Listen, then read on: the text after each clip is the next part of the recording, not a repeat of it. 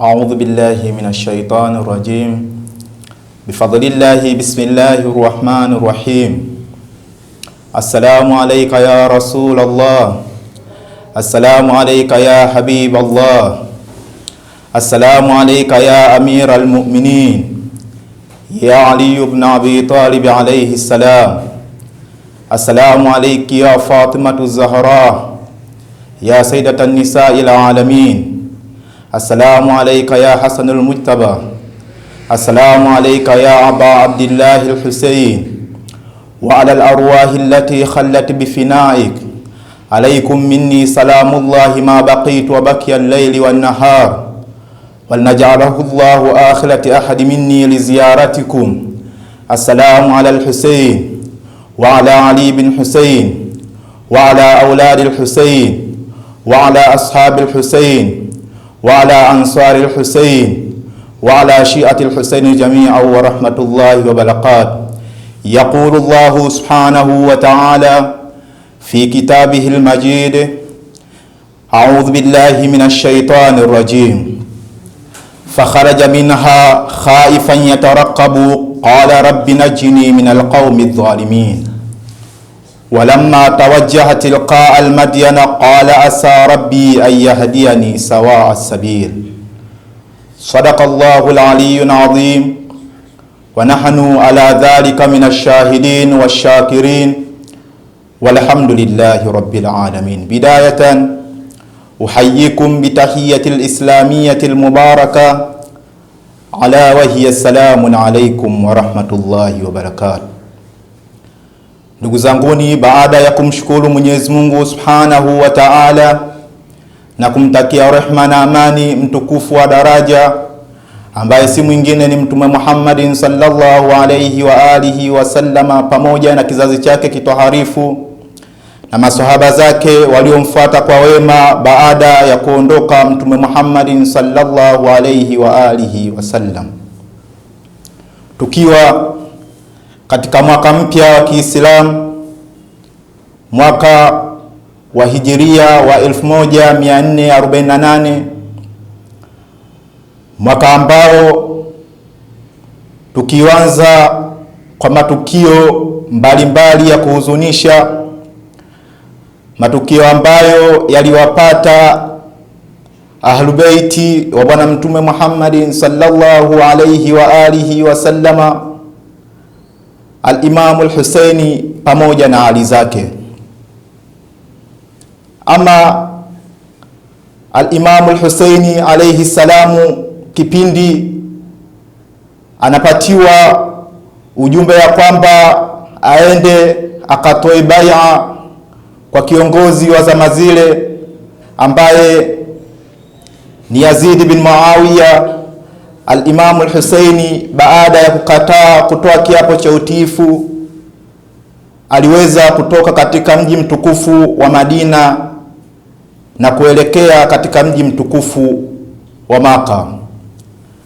Alikuwa Imam Husaini alayhi salamu akisoma aya tukufu inayopatikana katika suratul Qasas aya ya 21 akisema fakharaja minha khaifan yatarakabu qala rabbi najini min alqaumi dhalimin.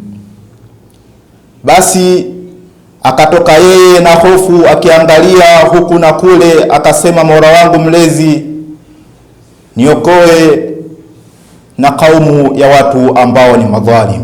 Al-Imam al-Husain akikumbuka aya hii, akisoma aya ambayo alisoma Nabii Allah Musa akielekea Madiana kwa Nabii Allah Shuaibu baada ya kuwa amepata habari ya kwamba anatafutwa ili auawe. Al-Imam al-Husaini naye akipanda katika milima ya Madina akielekea katika mji mtukufu wa Maka, akisoma huku akiwa na hofu ya kwamba huenda Mwenyezi Mungu Subhanahu wa Ta'ala anaweza akamuokoa kutokana na kaumu ya watu madhalim.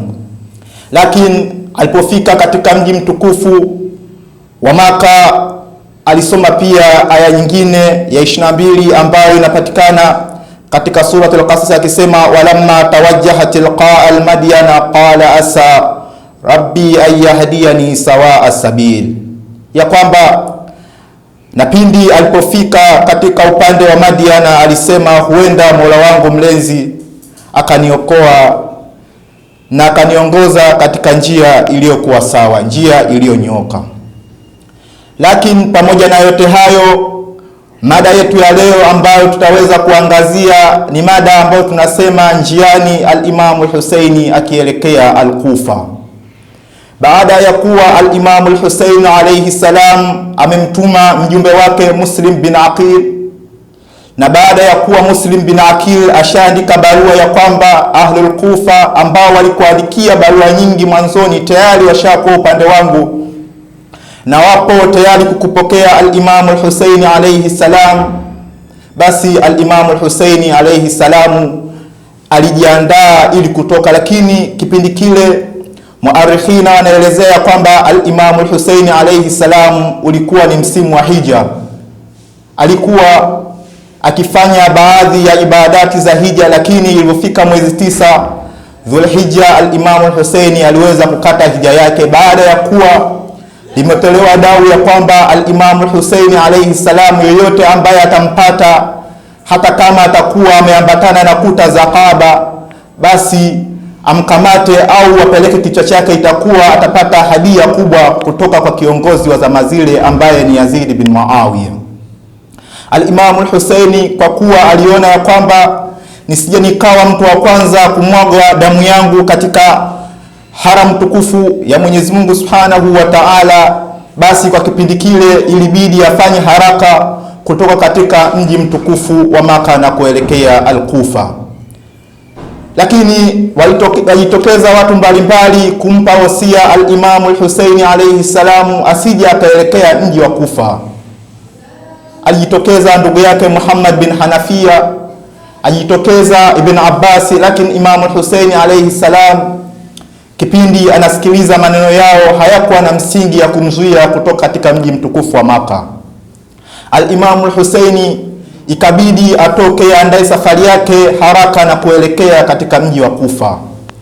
Lakini safari ambayo ilikuwa ni ndefu, njiani kipindi anaelekea al-Kufa, moja ya watu ambao ni mashuhuri ambao alikutana nao njiani kipindi anaelekea katika Madina au katika mji wa Kufa alikuwa ni mtu mmoja mshairi maarufu katika Jaziratul Arab ambaye akiitwa Farazdak. Farazdak anamsimamisha al-Imam al-Husaini. Imam Husaini anamuuliza Farazdak, vipi hali za watu wa huko utokako, vipi hali za watu wa Kufa? Farazdak amjibu al-Imam al-Husaini, amwambia qulubuhum ma'aka wa suyufuhum ma bani Umayya wal qada'u yanzilu minas sama, akimwambia ya kwamba ama kunako habari za watu wa Kufa ni kwamba nyoyo zao zote ziko pamoja na wewe, wanakujua ya kweli ya kwamba wewe ni Imam al-Husain ibn Ali, wewe ni mjukuu wa Mtume Muhammad, wewe ni mtoto wa Ali ibn Abi Talib alayhi salam, wewe ni mtoto wa binti wa bwana Mtume Bi Fatima Zahra alayha salam, lakini nyoyo zao zote zinakujua, hilo wamelitambua. Lakini sasa panga zao wasuyufuhum ma bani Umayya, panga zao zote zimerudi upande wa bani Umayya. Kwa hiyo vyovyote itakavyokuwa utakapoenda lazima yatatokea mauaji, lakini huenda ikawa endapo yasipotokea hivyo wal qadha'u yanzilu minas sama, huenda ikawa mambo ya qadha yatashuka kutoka mbinguni. Mwenyezi Mungu Subhanahu wa Ta'ala anaweza kufanya lolote, lakini wao hawako upande wako, na mjumbe ambaye umemtuma Muslim bin Aqil tayari ashauliwa. Al-Imam al-Husaini asimama na kutoa machozi huku akienda mbele kidogo akirudi akisema ya kwamba leo au huku tunapoelekea hakuna nasri yoyote isipokuwa ni umauti. Basi al-Imam al-Husaini pamoja ya kuwa safari yake ilikuwa ndefu, aliendelea akakutana na mtu mwingine akiitwa Bashir bin Ghalib, naye akamuuliza vipi kuhusu hali za watu wa Kufa. Anamuelezea, anamwambia bwana, hali za watu wa Kufa wanakujua kwamba wewe ni mjukuu wa mtume wa Mwenyezi Mungu, wewe ni Imam Hussein, lakini suyufuhum ma Bani Umayya, panga zao zipo pamoja na Bani Umayya. Mjumbe wa pili au mtu wa pili, msafiri wa pili, anamuelezea pia maneno kama alivyomwambia mtu wa kwanza, ya kwamba watu wanakujua ya kwamba wewe ni mjukuu wa mtume, lakini wapo dhidi yako. Kwa hiyo kilichobakia ni wewe tu kufika na kufanya ya kwao ambayo wameazimia. Al-Imam al-Husaini anaendelea na safari yake. Ghafla anaenda mbele, anasimamisha kwa sababu msafara ulikuwa umechoka. Anashangaa mmoja wa masahaba zake anasema Allahu akbar, Allahu akbar, Allahu akbar. Imam Husaini ilibidi amfuate, amuulize ya kwamba ni kwa nini unasema hayo yote? Akamwambia, kana kwamba naona mbele yangu kuna minazi. Mmoja wa masahaba zake akiitwa Zuhair bin Qair al-Bajali anamwambia ya kwamba mimi ni mtu ambaye mashuhuri wa kusafiri katika jangwa hili, sijawahi safiri nikaona hata mti wowote au mnazi wowote. Kwa hiyo inavyoonyesha mbele kule sio minazi bali ile ni jeshi ambalo linatufuata sisi, basi hebu tukaeni upande ili waweze kupita. Al-Imam al-Husaini, lile jeshi ambalo waliliona mbele yao, ghafla linafika karibu, wanakuta ni watu ambao wapanda farasi, wanajeshi. Lakini wale wanajeshi, Imam Hussein akiwaangalia, wanaongozwa na mtu mwingine akiitwa Hurr bin Riyah. Hurr bin Riyah anakuja akiwa ametumwa na Ubaydullah bin Ziyad pamoja na Umar bin Saad bin Abi Waqas. Al-Imam al-Husaini amwambia Hurr bin Riyah, ni kitu gani wataka kwetu sisi? Hurr anamwambia ya kwamba mimi nimetumwa na gavana wa Al-Kufa ambaye mwanzoni alikuwa katika mji wa Basra. Baada ya kuwa zimemfikia habari za Kufa Muawiya, basi ameelekea katika mji wa Kufa na ashaiteka Kufa. Kwa hiyo amenituma mimi nikusage kutoka hapa mpaka sehemu ambayo amenituma. Maneno ni mengi yaliyokuwa baina ya Hurr bin Riyah pamoja na al-Imam al-Husaini, hata kama tunajua ya kwamba mwishoni Hurr aliweza kuathirika na maneno ya al-Imam al-Husaini ile siku ya Ashura, akawa upande wa al-Imam al-Husaini bin Ali. Al-Imam al-Husaini bin Ali anafikishwa mpaka sehemu inayoitwa Atwaf. Anafika pale, anauliza hii sehemu inaitwa sehemu gani hii? Akaambiwa hii sehemu inaitwa Atwaf. Akaulizia jina lingine, je, kuna jina lingine lolote? Akasema Zuhair bin Qair, hii sehemu inaitwa Karbala. Al-Imam al-Husaini akainamisha kichwa chake chini huku akitoa machozi ya kwamba hii ni sehemu ambayo baba yangu pamoja na Mtume Muhammad waliniahidi ya kwamba hapa patatokea mauaji makubwa. Kwa hiyo al-Imam al-Husaini baada ya kuwa Hurr bin Riyah akamwambia unatakiwa ubaki hapa, usiingie Madinatul Kufa. Al-Imam al-Husaini pia akaweza kuweka mahema yake pembeni na akaweza kuweka kambi yake.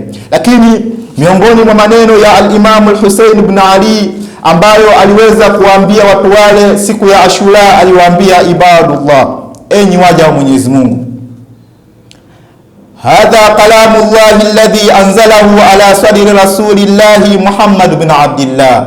Jamani, nisikilizeni haya maneno ambayo nawaambia, ni maneno ambayo yanatoka katika kifua cha Mtume Muhammad sallallahu alayhi wa alihi wasallam. Kalamullahi alladhi anqadhana min aljahiliya, ni maneno ambayo aliweza kututoa katika jahiliya. Wa karrama al-insan, na kaweza kumtukuza mwanadamu. Waja'alahu khalifatallahi fil ardi, na akamfanya mwanadamu kuwa ni kiongozi katika ardhi. Ayuhan nas, enyi watu, isma'u qawli wala ta'jalu hatta a'idhakum bima huwa haqqun lakum alayhi. Enyi watu, jaribuni kusikiliza maneno yangu hata niwatolee mawaidha kwa yale ambayo yananihusu mimi na yanahusu ninyi. Fa in sadaqtum qawli wa ataytumuni nisfa kuntum bidhalika as'ad, na